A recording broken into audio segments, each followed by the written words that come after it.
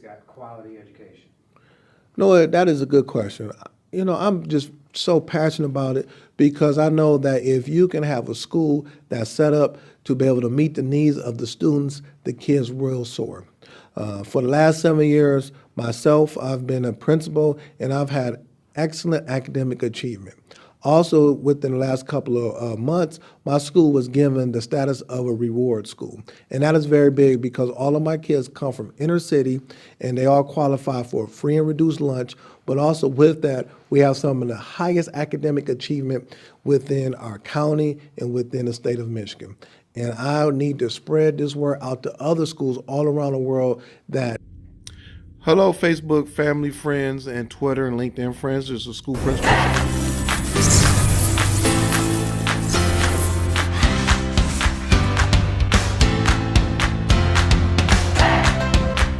If you can really take the map and drive the instructor inside the classroom and link it to the M step, then everything will move.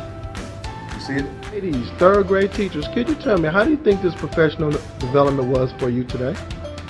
Easy. It was productive. It was exciting.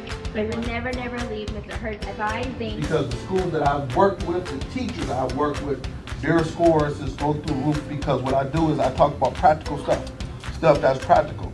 Because I'm a former teacher and also I'm a principal, so I'm gonna be telling you guys things that I know will work in your classroom.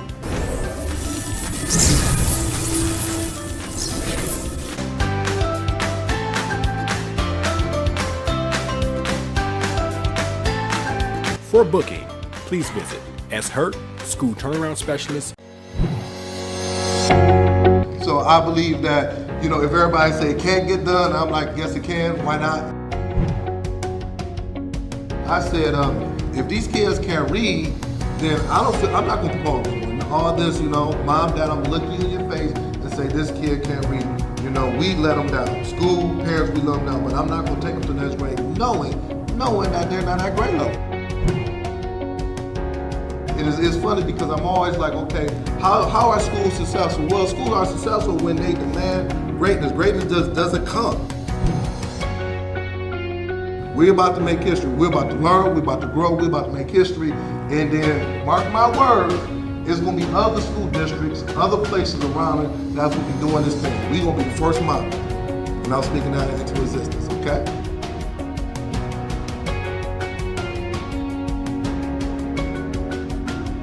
For booking, please visit shurtschoolturnaroundspecialist.com.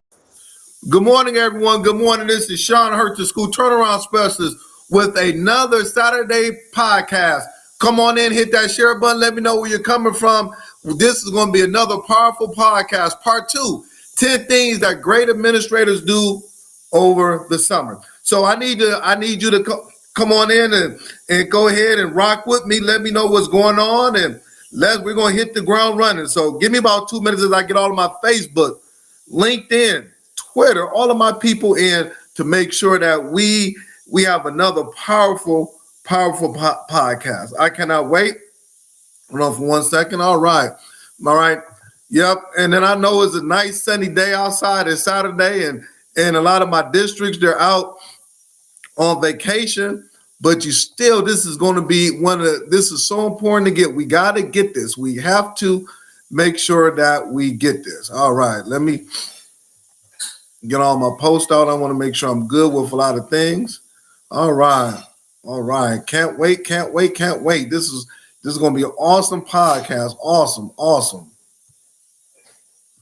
Gotta get my LinkedIn folks in. They always say, Hurt, you always leave us. You always leave us. I said, okay, hold on. I'm gonna make sure we get you in, make sure everything is fine with you guys and things of that nature. All right. So come on. I want to see who's rocking with me this morning. And you said that you're going to share it out.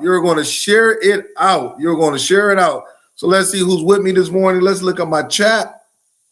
All right. Who's with me this morning? Who's with me? All right. I got Dr. Shiki Houston from South Carolina. Good morning to you.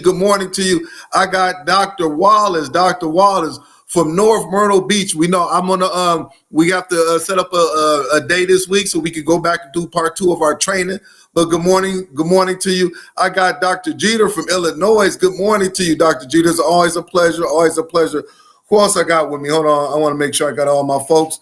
I got Stacy Lovejoy. Good morning to you from Los Angeles. Thank you for waking up so early to be with me. Good morning to you. Good morning to you. I got Anita, I always mess up the last name, McMahon from Illinois. Good morning to you. Good morning to you. Good morning to you. I got Richard Davis from Vegas. Good morning. I got to get out to Vegas. I was telling my wife the other day, I got to get out to Vegas. I ain't been in Vegas in a long time. I want to work with some schools and just enjoy Vegas. So I got to get out there. So if you have any connections, let me know what's happening. I got Brown Shannon from Los Angeles. Good morning to you. Good morning to you. I got David Bell from Benton Harbor, Michigan. You down the street. Good morning to you, and enjoying some of this good weather. I got Principal Kafele, my GOAT, my mentor. Good morning to you. You know what I was thinking about you this morning? I always think about you, but I was listening to Frankie Beverly and Mays. I was driving this morning about 8 o'clock to get some for my wife, and they had a tribute to Frankie Beverly and Mays. And one of the things that I am just disappointed about, I never went to one of their concerts. I know you and the missus went there last year, I believe. And I was thinking about you, and I was like, man, they got some hits. I was like, because I was driving, they was playing hit after hit after hit. I'm a big New Edition fan, so I kind of slept on Frankie Beverly and Mays for many years. But I was like, whoa, they out there. So I just thinking about you and the Frankie Beverly and Mays. I know that's your people. Melissa Jones Chuno, good morning to you. Good morning to you. I have Mrs. Canel Sessions. Good morning to you from Cloudy. It's cloudy in OKC. I know the other day when a team lost that 15-point lead in the fourth quarter, I know OKC was just in an uproar, but y'all got game 2 on tomorrow. So good morning to you. I'm talking junk this morning. Good morning to Ms. Verlander Jones. Where you coming from, Ms. Verlander Jones? Good morning to you. Where you coming from? Put that in. I think I know, but I want to make sure I'm sure, Ms. Jones. I want to make sure I'm sure. And I got Constance Sherrod, Mississippi in the house from Pearl, Mississippi. Good morning to you. And I'm going to stop when I got Mrs. Rodney. I have Rodney McCourt. Good morning to you. Yes, I know I missed a treat, Principal Fele, man. I know, man. Yep. So, and then I got Sandra Sparrow Long from Tennessee. Good morning to you. All right, let me stop right there. Oh, Miss Verlander Jones from Alabama. Good morning to you. Good morning to you. Miss you so much. All right. And then I got Jennifer Desmond. So let's go ahead and get started. Once again, my name is Sean Hurt, school turnaround principal. And this morning, today, we're going to discuss 10 things that leaders have to do over the summertime. This is non-negotiable. You know how I feel about this. Been in education for over 25 years, been a principal. Now, I've been a principal for 15 years. So everything I'm going to talk to you about is best practices and what I did as a principal and what principals are doing. But before we get into that, I always ask the question, what is the 1 or 2 things that is keeping you up at night? What is the 1 or 2 things that is keeping you up at night as an educator? Talk to me. What is the 1 or 2 things that's keeping you up at night as an educator? For me, I'm gonna shoot you straight. This week I've been thinking about this. I've been asking myself the question, and please chime in the chat. Please discuss in the chat. Are we really serious about educating inner city and rural schools? Are we really serious across the nation about educating these inner city schools and these rural schools? Do we really want our schools to be successful, or are we just going through the motions? And the reason why I say that is because, I was in Michigan. You get preliminary data, on your state scores, and state scores is not everything, but it gives you a little viewpoint on how your school is doing, what's taking place. And it bothers me so much when I'm seeing 4% proficiency in reading for a school. They have 1,000 kids, 500 kids, 8% proficiency in math, 12% in science. That bothers me. And then it's always in our inner city schools. So I'm just like, what is going on? We cannot keep doing what we're doing every year. Then I took it personal, even though I'm not over any of these schools. I'm not the principal, the superintendent, anything like that, but I'm asking, what more can I do? Sean Hurt, what more can Sean Hurt do as an individual? Do I have to do a podcast on Saturday, then do one on Sunday night and do one on Monday? Do I have to write more books? Do I have to, I'm putting information out there on my social media about tips. I'm putting videos out there. What more do I have to do as an individual to move this needle? I've been listen, for the last 15 years, this has been bothering me. I want inner city and rural schools to be successful. I want these schools to have high academic achievement. I am tired of looking at the bottom 5 schools in Michigan. Let me talk about Michigan. And all of them are Black schools or Latino schools. I am sick and tired of it. And I'm asking the question, what more do I have to do? What more do I have to do? I am tired of it. I am tired of it. I am tired of it. So that's what's been keeping me up at night. That's what I have been dealing with. I was, and I've talked to some of my colleagues. I've talked to some people. And the system is set up for these schools to fail. The system has been set up for the last 80, 90, 100 years for schools to fail. One thing that I always say is that if you have to go outside the system, you cannot do what we've been doing for the last 25, 30, 40 years. Your school will fail. No matter how much money you get, no matter how many programs you implement, if you don't change the system, it will fail. And that's what I'm trying to get across to schools all over the world. You must change the system. Well, how do I change the system? You got to look at this thing differently. You cannot go in and say, I'm going to do what my predecessor did.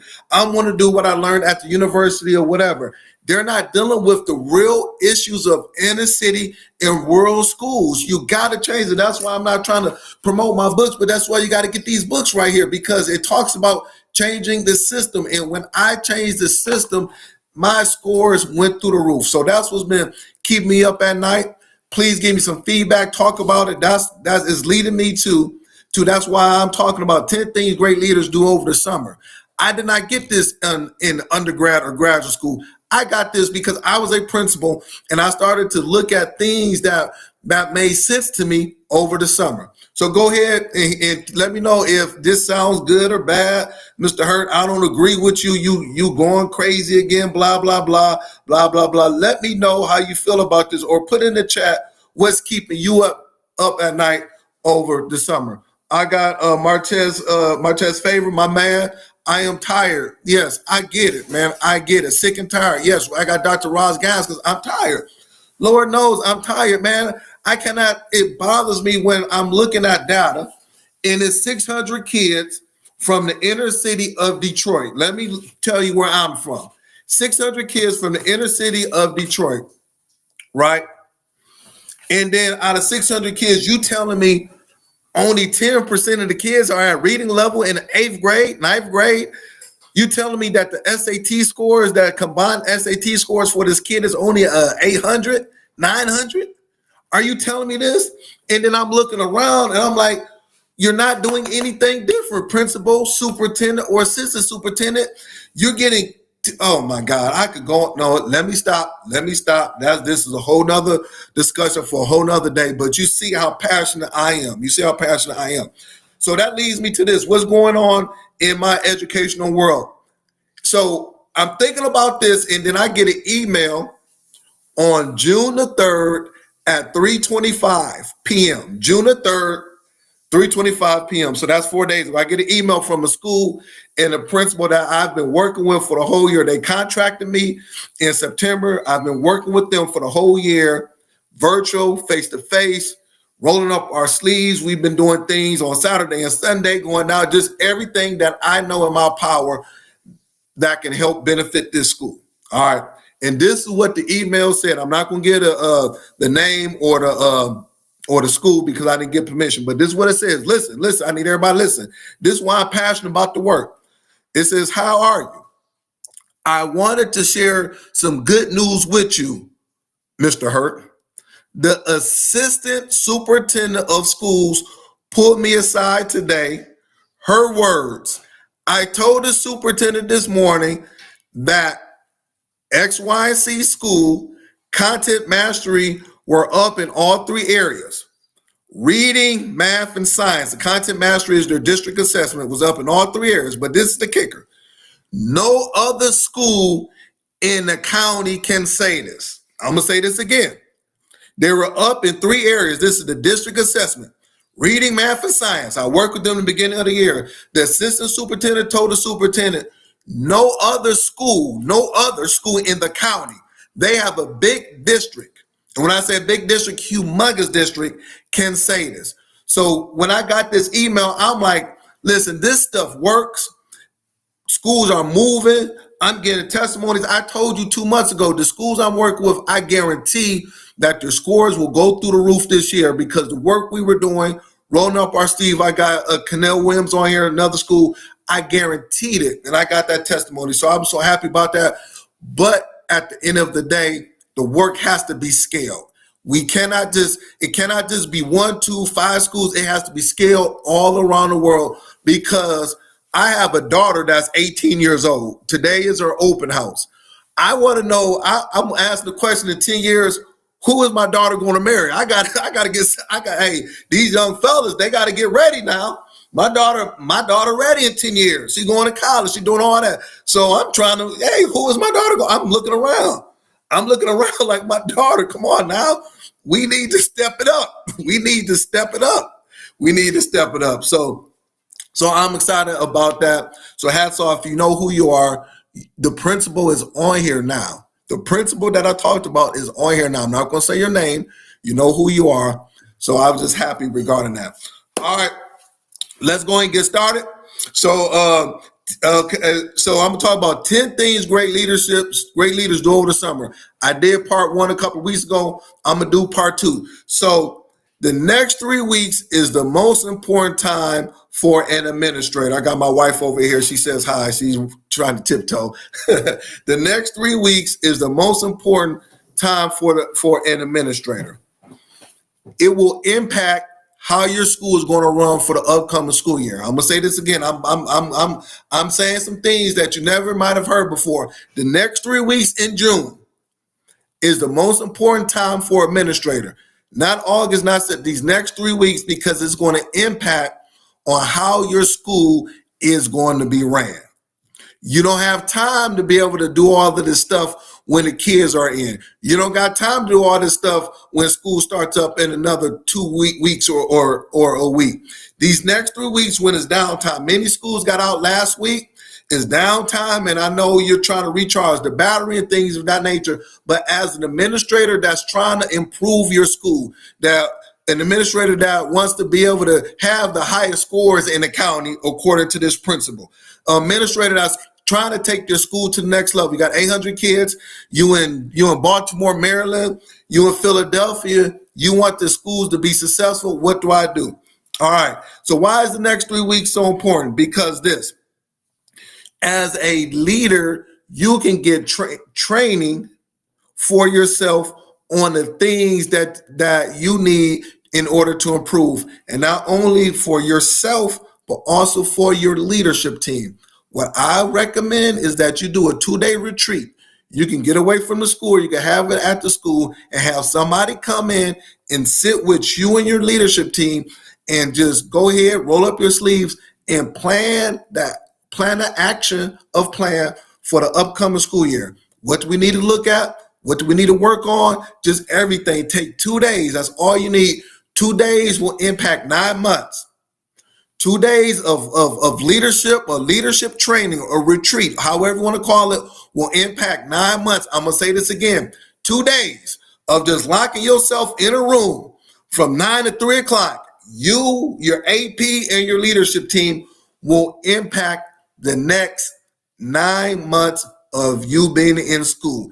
And then you will see your school scores and everything go to another level. Just two days. The next thing is that also during this time, you have to hire and fill in those gaps that you have at the school level. Hire your teachers, recruiting your teachers, going out there, knocking on doors, finding people in your building that can fill those gaps. You need 2 ELA teachers. You need a French teacher, a Spanish teacher. This is the time that you have to go get it. And then when I was taking my notes, writing it, I'm going to do a PD on how to be able to recruit and retain quality staff members, how to get them, because the old way, going to a job fair, is not working. Oh, I went to 3 job fairs over the past couple of months. Well, people are not getting into education. So you go into a job fair, it's 150 districts looking at 25 educators. So you're not interviewing them, they're interviewing you because they have 15 jobs that they can choose from. Before in the past, we were interviewing them. Now they are interviewing us. Hit that share button. Let me know if this is sounding good. They are interviewing us. Next is that also you want to make sure that these next 3 weeks, I'm telling you, you got to get ahead of this. The next 3 weeks, you have to order all of your books, your materials, everything you got to order. You got to be part of that. You want to make sure all of that stuff is in, ready to go, so you can open it up and have it ready for the teachers. Some teachers, your superstar teachers, might want to play with this stuff over the summertime. You got to get that stuff ordered. The worst thing that you want to do is not to have enough books, materials, computers, whatever you have for your staff and for your students. I hated that. If my teacher had 25 kids in the classroom, it bothered me if I only had 22 ELA books. Nope, that never will happen to me, because I want my teachers prepared, ready to go, and you do it now. So in another 2 weeks, if you got to order it, oh man, I only got 150 math books, I got to order another 50 books. Now you got time. Now you have a runway to do that, all right? Tell me this is sounding good. Hit that share button. Say, Hurt, this is sounding good. We got it. We got to get it out there now. We have to get it out there. Last thing is that you want to make sure, and these are the things that's going to take place in the next 3 weeks. You want to make sure that your school is cleaned. You got to make sure that those floors are waxed. Those classrooms are clean. The bathrooms are clean. This is the time for it to be clean. You can't clean in September. Kids are going to be there every day, messing up the floors. You want to make sure that everything is clean, everything is straight. That leaky roof, that roof that's been leaking at your school in the back hallway, every time it rains, it leaks. You want to make sure you get the district maintenance person to go up there or whatever and fix that roof, because that is bad. It should not leak when it rains. Hurt, come on now, really? Yes, because I had to get on my people regarding that. When I was a principal, I was like, if I see this roof leak one more time when we get a lot of rain, I'm having somebody's head, because my kids, my students is not going to go to a school where whenever it rains or snows hard, we get water coming in the classroom. That's not happening. All right. Yes, you say, Hurt. Okay, for real. Yes, for real. These are the things that we have to do, that we need to do. All right. Now, so that's for the next 3 weeks. Now let's talk about some other stuff. 10 things great school leaders do over the summer. So that was one aspect. Okay. Another aspect is this, and I'm trying to look at my notes. Play the long game when it comes to student culture. Play the long game. When it comes to student culture. Culture is not built when the kids come in. Culture is built in the summertime. The people you hire, the people you bring in, and I talked about that. Sometimes a person might not look good on paper, but they fit the culture of your school. I'm gonna say this again. Sometimes they might not be good on paper, but they fit the culture of the school. They fit your vision as the leader. So people say, well, how do I change the climate and culture of my school, Mr. Hurt? What does that look like? It's not the students. Kids are going to be kids. Students are going to be students, high school, middle school, elementary. The way the culture is changed is through the adults that is in the school. If you get 80% of your teammates, of your teachers, moving in the right direction, write it down, 80%, your culture will change. I was not told this in undergrad and graduate school. I had to learn this when I was sitting in the seat. Your culture will change. Change the culture. And sometimes you got to deal with the elephant in the room. Sometimes you got to talk to teachers and say, listen, your attitude, your behavior, how you go about things is not conducive to what we're trying to do here. You got to have that conversation. If not, then they will bring your school down. Those teachers, those people, those individuals, they are toxic to the culture. They will sap the culture out. They will make your job as a principal, assistant superintendent that much harder because they do not want to go by. They don't want student success. They could care less about student success. They feel good when a school goes down. They live in a toxic environment. That's their norm. Toxicity, being toxic is their norm. You got to get away from that. How do you do that? Over the summer. Hire people that fit your vision for what you're trying to do. Your retreat that I talked about, that you got to have your leadership team understand how important it is for the retreat. Climate and culture is the most important thing. Next thing over the summertime, you must connect with the stakeholders that's in the area, in the neighborhood. My school was in a neighborhood. It was in a neighborhood. So what I would do over the summertime, I couldn't do it during the school year, but I would do it over summertime. I would go to my neighbors, the houses, knock on the door, invite them to some of the things that we were having at the school, the fun stuff. If we have board meetings, if we just had a parent, whatever, I would bring the stakeholders to my school, and then I would talk to them about things that I needed for my school. So all the sororities, I had a partnership with the Zetas. I had a partnership with the Deltas. I had a partnership with the AKs. I had a partnership with the Alphas. I had a partnership with all these sororities and fraternities.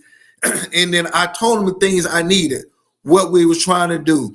I had a partnership with some of the local communities, the barbershops, the hair salons, and things of that nature.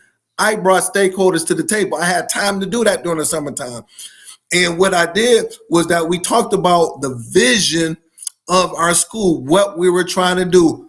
I wanted the community to understand what we're doing here because it just wasn't a school. I was impacting the community. A lot of my parents shopped at some of the places. A lot of my parents worked at the Walgreens down the street. They worked at the McDonald's. They worked at the whatever. They worked at these places that was inside the community. They lived inside of the community. So consequently, I brought all of the stakeholders and I just talked about it. It wasn't nothing special. We just talked. We kicked it. I gave out information and that helped to impact my school tremendously. Something that I didn't get in undergrad and graduate school. Something I didn't get when I would go to PDs, at the district level and stuff like that. They never told me about that. But then when I saw how impactful it was to my school, that's what I did over the summertime. Yes. Next thing I did, and it leads to that, I got out of the school at least once a week, and I just went in the community. I actually got out. I would go get some coffee. I would go to the local whatever. These things I did to so I could understand what the community was about. I wanted to be visible in the community. I went to when the mayor had a function, at the rec center. I went to some of the things that they had in the community. I was in the community. So they knew exactly who I was, what I was. I wasn't just working out of school, then I leave out of my community. That's taken from the community. I worked in the community and I gave back to the community. I got out at least once a week for a couple of hours, and it was marketing for me. It was marketing for my district and my school, and just got out of the school and talk to the community. Once again, you do this this summer is so important. You got to get it out there. The other thing is that we collaborated with students and staff for fall kickoff. So I didn't just see the kids. So I was during the summertime calling parents, letters, emails, whatever it was, just checking on my students, seeing how things come along. And then we called it the beginning of the year extravaganza. Not when school started, but like a week and a half before school started, we had a big carnival at our school. We invited everybody, all of the students, all of the staff members for 3 hours, the big carnival on a Saturday. And it was the most important thing because they saw me in a different light. I was able to hug my moms, gave fist pumps to my fathers, talk to my students. Hey, how's things coming along? Hot dogs and pizza and bouncies, all that kind of stuff. But I wanted to get the message out that this school year was going to be an excellent school year. We were going to a whole nother level. I had music playing. It was excellent. It was excellent. Once again, the parents saw me and my staff in a different light, And that set the stage for when the school started. Now I had some type of rapport. I had some type of relationship built. I put rocks in these relationships with the parents. So when things hit the fan at my school, if it did, I have 50, 60, 80, 90 parents that have my back. I'm going to say this again. When things hit the fan at my school, I have parents who have my back. When I needed parents to go to the school board meetings, man, I had 25 parents that was there talking good about my school, talking about what we were doing. Once again, this is so important. The things that we do over the summertime will lead to success. And we got to do it in June. We cannot wait. We cannot wait to end of July and August. It has to be done now. All right.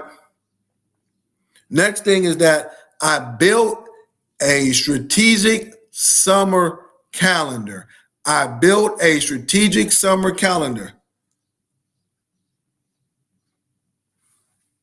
So this calendar kind of with my PDs that I was going to, when I was going out to the community, when I was having stakeholders come in, the training I was doing, everything was my calendar. It was my calendar for the summertime because there were certain things I needed to get done.